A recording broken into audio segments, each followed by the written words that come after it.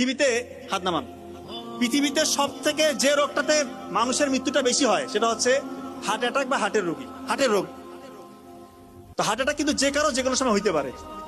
তো WHO এবং American heart foundation তারা বলতেছে প্রি হসপিটাল ম্যানেজমেন্ট যদি কেউ করতে পারে হার্ট অ্যাটাকের রোগীকে, তার মানে মৃত্যুর ঝুঁকি 70% কমে আসে, আল্লাহ যদি চায় ইনশাআল্লাহ।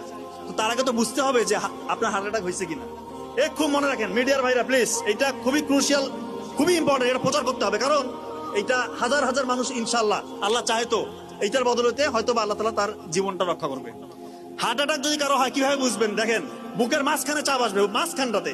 অনেকে মনে করেন বুকের বাম পাশে মনে হয় চাপ, না, বুকের মাঝখানে ব্যথা বা চাপ, এমন চাপ যদি 20 কেজি ওজনের একটা পাথর আপনার বুকে চাপা দিই তাহলে কেমন ওজন লাগবে? ভারী লাগবে না?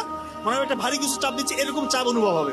সাথে এই চাপটা আপনার এই শোল্ডারে বাম হাতের দিকে ছড়িয়ে পড়বে, হাতটা মানে কপ কপ কপ কপ করতেছে।